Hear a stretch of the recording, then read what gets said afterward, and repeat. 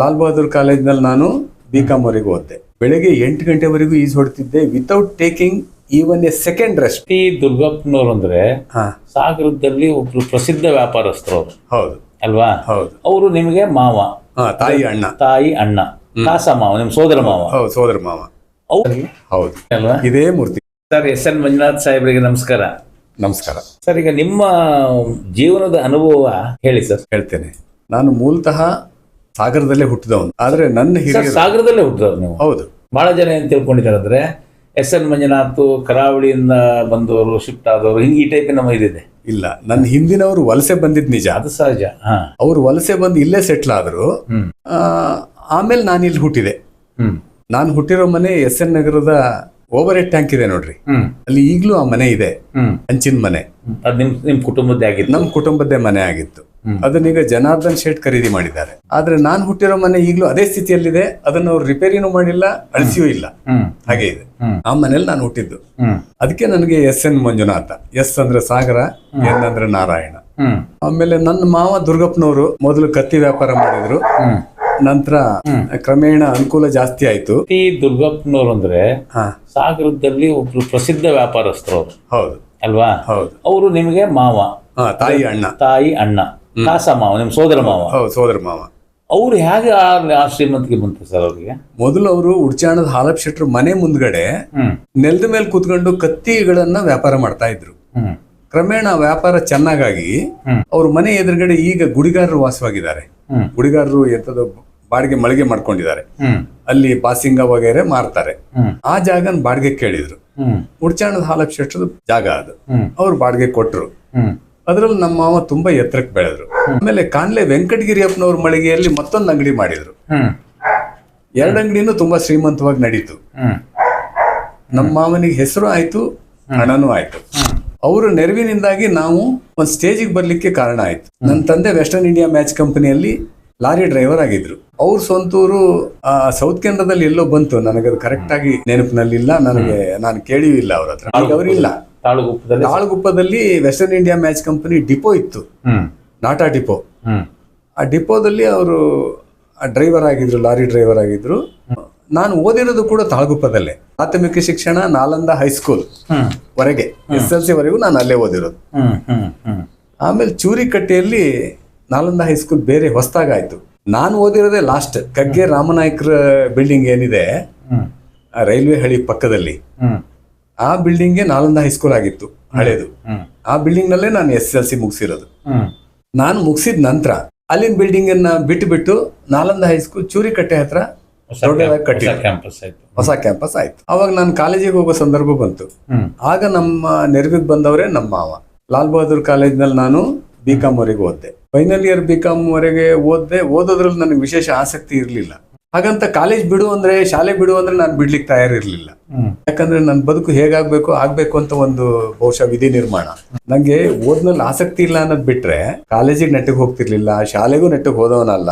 ಈಗೆಲ್ಲ ಮಾಡ್ಕೊಂಡಿದ್ರು ಕಾಲೇಜ್ ಬಿಟ್ಬಿಡ್ತೀಯ ಕೇಳಿದ್ರೆ ಇಲ್ಲ ಬಿಡಲ್ಲ ಅಂತಿದ್ದೆ.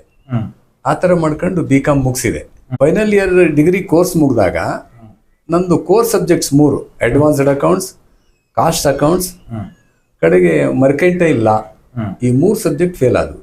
ಅದೇ ಸ್ಥಿತಿಯಲ್ಲಿ ನಾನು ಆಗ 1978 ನಾನು BCom ಮುಗಿಸಿದಾಗ ನಾನು ಅವಾಗ ಎದ್ಕೊಂಡು ದೇಶಾಂತರ ಹೋಗ್ಬೇಕು ಅಂತ ಕಾಣಿಸ್ತು. ನಿಮ್ಗೆ ಆಶ್ಚರ್ಯ ಆಗ್ಬೋದು, ದೇಶಾಂತರ ಯಾಕೆ ಹೊರಟೆ ಅಂತ. ಯಾಕಂದ್ರೆ ನಾನು ದೇಶಾಂತರ ಹೋಗ್ಲಿ, ಊರಲ್ಲಿರ್ಲಿ, ನನ್ನ ಬಗ್ಗೆ ಯಾರಿಗೂ ವಿಶೇಷ ಕಾಳಜಿ ಇರ್ಲಿಲ್ಲ. ಆ ಕಾರಣಕ್ಕಾಗಿ ನಾನೇನ್ ಮಾಡಿದೆ, ಹೋಗ್ಬಿಡೋದೇ ಒಳ್ಳೇದು ಅಂತ ಕಾಣಿಸ್ತು, ಹೊರಟು ಚಿಂತಾಮಣಿನಲ್ಲಿ 1 ವರ್ಷ ಇದ್ದೆ. ಅದನ್ನ ನಿಮ್ಗೆ ಹೇಳ್ಬೇಕು ಅಂದ್ರೆ ಅದು ದೊಡ್ಡ ಕಥೆನೇ ಆಗತ್ತೆ. ಅದು ಈಗ ಬೇಡ, ಅದನ್ನ ಬಿಟ್ಬಿಡ್ತೇನೆ, ಇನ್ನೊಮ್ಮೆ ಹೇಳ್ತೇನೆ. ಚಿಂತಾಮಣಿಯಿಂದ 1970ನೇ ಇಸ್ವಿ ಜನವರಿಯಲ್ಲಿ ನಾನು ಮತ್ತೆ ಅಲ್ಲಿಂದ ಎಲ್ಲಿಗಾದ್ರೂ ಇನ್ನೂ ದೂರ ಹೋಗ್ಬಿಡ್ಬೇಕು. 79 ಚಿಂತಾಮಣಿ,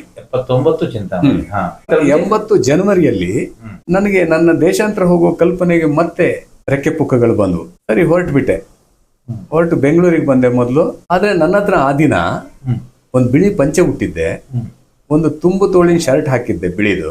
ಬಿಟ್ರೆ ಏನಂದ್ರೆ ಏನು ನನ್ನ ಹತ್ರ ಲಗೇಜ್ ಇರ್ಲಿಲ್ಲ. ನಂಗೆ ಲಗೇಜ್ ಬೇಕು ಇರ್ಲಿಲ್ಲ. ಅದ್ ನಾನು ಯಾಕೆ ಆಗಿದ್ದೆ ಅಂತ ನನಗೆ ಈಗಲೂ ಆಶ್ಚರ್ಯ ಅನ್ಸುತ್ತೆ. ಆ ತರ ಹೊರಟೆ. ಜೇಬ್ನಲ್ಲಿ 200 ರೂಪಾಯಿ ಇತ್ತು. ಫಸ್ಟು ಬಸ್ನಲ್ಲೇನೆ ಎಲ್ಲಿಗೆ ಹೋಗೋದು ಅಂತ ಬಸ್ ಸ್ಟ್ಯಾಂಡ್ ಅಲ್ಲಿ ತಿಳ್ಕೊಂಡೆ. ಹೈದರಾಬಾದಿಗೆ ಬಸ್ ಇದೆ ಅಂದ್ರು, deluxe luxury. Super deluxe Karnataka ಸರ್ಕಾರದ್ದು. ಅದರಲ್ಲಿ KSRTC ಬಸ್ಸಲ್ಲಿ ಕೂತ್ಕೊಂಡೆ. ಆಗ ನಾನು ಪಂಚೆ ಉಟ್ಕೊಂಡು ಕೂತ್ಕೊಂಡಿದ್ನಲ್ಲ ಸೂಪರ್ ಡಿಲಕ್ಸ್ ಅಲ್ಲಿ. ಪಕ್ಕದಲ್ಲಿ ಇದ್ದವನು ಕೇಳ್ದ, ಹೋಟ್ಲಲ್ಲಿ ಇದ್ದಿದ್ದ ನೀವು ಅಂತ. ಅಲ್ಲ ಅಂತ ಹೇಳ್ದೆ. ಅದ್ರ ನಾನು ಅಂದ್ಕೊಂಡೆ, ನನ್ನ ಅಡ್ಡು ಪಂಚೆ, ನನ್ನ ಶರ್ಟು, ನನ್ನ ಹತ್ರ ಲಗೇಜ್ ಇಲ್ಲದೆ ಇರೋದು, ಇದನ್ನೆಲ್ಲ ನೋಡಿ ಅವನು ಹಂಗೆ ಕಲ್ಪನೆ ಬಂದಿರ್ಬೋದು ಅವನಿಗೆ ಅಂತ. ಬಂದ್ರೆ ಬರ್ಲಿ ಅಂತ ಸುಮ್ಮನಿದ್ದೆ. ನಾನೇನು ಎಲ್ಲದನ್ನು ಬಿಟ್ಟು ಹೊರಟವನ್ ಸೈಯಲ್ಲ. ಹೈದರಾಬಾದ್ ತಲುಪಿದೆ. ನಾನು ಜೊತೆಗೆ ಒಯ್ದಿದ್ದು ಅಂದ್ರೆ ಒಂದು ಶಾರದಾ ಅಟ್ಲಾಸ್. ಅದು ಯಾಕಂದ್ರೆ ನಾನು ಎಲ್ಲೇ ಹೋದ್ರು ಕೂಡ ಸಮುದ್ರ ತೀರಕ್ಕೆ ಹೋಗ್ಬೇಕು ಅನ್ನೋ ಆಸೆ ಇತ್ತು ನಂಗೆ. ಸಮುದ್ರ ತೀರದಲ್ಲಿ ನಿಲ್ಬೇಕು. ಉದ್ದೇಶ ಏನ್ ಗೊತ್ತಿದ್ಯಾ? ನಾನೊಬ್ಬ ಒಳ್ಳೆ ಸ್ವಿಮ್ಮರ್. ಚಿಂತಾಮಣಿಯಲ್ಲಿ ನಾನು ನೀರಾವರಿ ಬಾವಿಗಳು ಅಂತ ಇರುತ್ತೆ.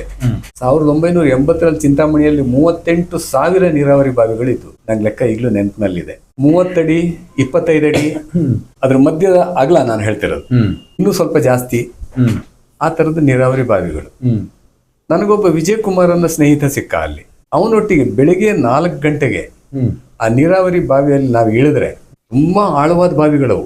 ಹಾರೋದ್ ಮೇಲಿಂದ ಹಾನಿ ಈಜು ಹೊಡಿಲಿಕ್ಕೆ ಶುರು ಮಾಡಿದಾಗ ನೀರು ಒಳ್ಳೆ ಹಾವು ಅಂತ ಕತ್ಲೆ ಇರುತ್ತಲ್ಲ, ಅವು ಬೆನ್ ಮೇಲೆ ಬರೋವು. ನಾನು ತಿಳ್ಕೊಂಡ್ಬಿಟ್ಟಿದ್ದೆ ಅದು ಕಚ್ಚಲ್ಲ ಅಂತ. ಹಾಗಾಗಿ ಕೈಯಿಂದ ಹಿಂಗ ಅಂತಿದ್ವಿ ಅಷ್ಟೇ ಇಬ್ರು. ಅವೆಲ್ಲ ಬದಿಗೆ ಹೋಗ್ತಿದ್ವು. ನಮ್ಮ ಹಂಗೆ ಏನ್ ತಿಳ್ಕೊಂಡ್ವೋ ಏನೋ ಅವು ಏನು ಮಾಡ್ತಿರ್ಲಿಲ್ಲ ನಮ್ಗೆ. ನಾವು ಸುತ್ತುವರಿತಿದ್ವಿ. ಅವನು ಒಂದು 10 ರೌಂಡ್ ಆಗ್ತಿದ್ದಂಗೆ ಸ್ವಲ್ಪ ನಿಂತ್ಕೊಂಡು ರೆಸ್ಟ್ ತಗೊಳ್ಳೋನು. ನೀವು ನಂಬಲೇಬೇಕು, ನಾನು 4 ಗಂಟೆಗೆ ಈಜು ಹೊಡಿಲಿಕ್ಕೆ ಶುರು ಮಾಡಿದ್ರೆ ಆಳವಾದ ನೀರಿನಲ್ಲಿ ಬೆಳಗ್ಗೆ 8 ಗಂಟೆವರೆಗೂ ಈಜು ಹೊಡಿತಿದ್ದೆ without taking even a second rest. ನನ್ಗೆ ಈಗಲೂ ಆಶ್ಚರ್ಯ ಅನ್ಸುತ್ತೆ, ಹಾಗೆ ಹೇಗೆ ಸಾಧ್ಯ ಆಗ್ತಿತ್ತು ನನಗೆ ಅಂತ. ಅವನು ತುಂಬಾ ಆಶ್ಚರ್ಯ ಪಡ್ತಿದ್ದ. ಅವನಷ್ಟೊತ್ತಿಗೆ ಎಷ್ಟೋ ಸಲ ನಿಂತು ಸುಧಾರಿಸ್ಕೊಳ್ತಿದ್ದ. ನನಗೆ ಆಯಾಸವೇ ಆಗ್ತಿರ್ಲಿಲ್ಲ. 8 ಗಂಟೆಗೆ ಮೇಲೆ ಹೇಳ್ತಿದ್ದೆ. ಯಾತಕ್ಕೆ ಗೊತ್ತಿದ್ಯಾ? ಆಯಾಸ ಆಗಿ ಅಲ್ಲ, ಬೆಳಗಾಯ್ತು ತಡ ಆಯ್ತು ಅಂತ 8 ಗಂಟೆಗೆ ಹೇಳ್ತಿದ್ದೆ. ಕಡೆಗೆ ನಾನು ಅದೆಲ್ಲ ಅಷ್ಟು ಒಳ್ಳೆ ಸ್ವಿಮ್ಮರ್ ಆದ್ಮೇಲೆ ಸಮುದ್ರಕ್ಕೆ ತೀರಕ್ಕೆ ಹೋಗ್ಬೇಕು, ಸಮುದ್ರದಲ್ಲಿ ಈಜೋದ್ ಕಲಿಬೇಕು ಅಂತ ಬಂದೋಯ್ತು ತಲೆಗೆ. ನಾನು ಹೇಗೋ ನನ್ನ ಇಷ್ಟ ಬಂದಂಗೆ ನಾನು ಬದುಕಬಹುದಲ್ಲ. ಈಗ ನನಗೆ 70ನೇ ವಯಸ್ಸು ನಡೀತಾ ಇದೆ. 24 ವರ್ಷನ. ಕಡೆಗೆ ಅಲ್ಲಿ ಮತ್ತೊಂದು ಸಾಹಸ ಮಾಡ್ತಿದ್ವಿ. ಏನಂದ್ರೆ ಮಧ್ಯರಾತ್ರಿ 12 ಗಂಟೆಗೆ ಸ್ಮಶಾನಕ್ಕೆ ಹೋಗೋದು ಅಂತ. ಹೆಣ ಸುಡೋ ಜಾಗಕ್ಕೆ ಹೋಗೋದು. ಯಾರೋ ಹೆಣ ಸುಟ್ಟು ಹಾಕಿ ಹೋಗಿರ್ತಾರೆ. ಅಂತಿಮವಾಗಿ ಸುಡೋರು ನಾವೇ ಇಬ್ರು. ನಮ್ಗೆ ಏನಂದ್ರೆ ದೆವ್ವ ಏನಾದ್ರು ಇದ್ರೆ ಹೆಣ ಸುಡುವಲ್ಲಿ ಇರುತ್ತೇನೋ ಅಂತ ಒಂದು ಕಲ್ಪನೆ. ಅವನು ನನ್ನ ಹಾಗೆ, ನಾನು ಅವನ ಹಾಗೆ ಬುದ್ಧಿಯಲ್ಲಿ. ರಾತ್ರಿ 12 ಗಂಟೆಗೆ ಹೋಗಿ ಹೆಣ ಸುಡೋಲ್ಲಿ ನಿಂತ್ಕೊಳ್ತಿದ್ವಿ. ನಮ್ಮಿಬ್ರು ಕೆಲಸ ಏನು ಅಂದ್ರೆ, ನಾವು ನಮ್ಮಲ್ಲಿನ ಭಯ ಹೋಗ್ಲಾಡ್ಸ್ಲಿಕ್ಕೆ ಮತ್ತೆ ದೆವ್ವ ನಿಜವಾಗಿ ಇದೆಯಾ ಅಂತ ನೋಡ್ಲಿಕ್ಕೆ ನಾವು ಮಧ್ಯರಾತ್ರಿ 12 ಗಂಟೆಗೆ, ವಿಶೇಷವಾಗಿ ಅಮಾವಾಸ್ಯೆ ಹುಣ್ಣಿಮೆ ದಿನಗಳಂದು ಸ್ಮಶಾನಕ್ಕೆ ಹೋಗ್ತಿದ್ವಿ ಇಬ್ರು. ಅವನಿಗೆ ನಾನೇ ಧೈರ್ಯ, ನನಗೆ ಅವನೇ ಧೈರ್ಯ. ನನಗೆ ಏನೋ ಭಯ, ಆದ್ರೆ ಏನ್ ಕೇಳಿದ್ರೆ ದೆವ್ವ ನೋಡ್ಬಿಡ್ಬೇಕು ಅನ್ನೋ ಆಸೆ. ಮುಂದೇನೋ ಗೊತ್ತಿಲ್ಲ, ನಾವಿಬ್ರು ಒಟ್ಟಿಗೆ ಹೋಗ್ತಿದ್ವಿ. ಆ ಹೆಣ ನಂಗೆ ಸರಿ ನೆನಪಿದೆ. ಅವ್ರು ಸುಟ್ಟಿ ಹೋಗೋರು, ಅದು ಮತ್ತೆ ಇನ್ನೊಂದು ಸ್ವಲ್ಪ ಬಾಕಿ ಇರೋದು ಸುಡೋ ಅಂಶ. ಅವಾಗ ನಾವು ಅಲ್ಲಿ ಅದ್ ನಿಂತ್ಕೊಂಡು ನೋಡ್ತಾ ಇರ್ತಿದ್ವಿ. ಹೀಗೆ ಎಷ್ಟು ಹೆಣಗಳನ್ನು ನೋಡಿದೀವೋ. ಇಷ್ಟಾದ್ಮೇಲೆ ಇದ್ದಕ್ಕಿದ್ದಂಗೆ ಇನ್ನೆಲ್ಲಿಗಾರು ಹೋಗ್ಬೇಕು ಅನ್ನೋದು ಬಂದೋಯ್ತು. ಅವಾಗ ನಾನು ಹೋಗಿದ್ದೆ ಹೈದರಾಬಾದಿಗೆ ಹೋಗಿ ಅಲ್ಲಿ ಕಾಮತ್ ಹೋಟೆಲ್ ಅಲ್ಲಿ ಊಟ ಮಾಡಿ ಅಲ್ಲಿಂದ ರೈಲ್ವೆ ಸ್ಟೇಷನ್ಗೆ ಫೋನ್ ಮಾಡಿದೆ. ಈಗ ಇಲ್ಲಿಂದ ದೂರ ಹೋಗುವಂತ ಟ್ರೈನ್ ಯಾವ್ದಿದೆ ತಕ್ಷಣಕ್ಕೆ ಅಂತ. ಭುವನೇಶ್ವರ್ ಎಕ್ಸ್ಪ್ರೆಸ್ ಹೊರಟು ನಿಂತಿದೆ ಅಂತ ಹೇಳ್ದ ಅವ.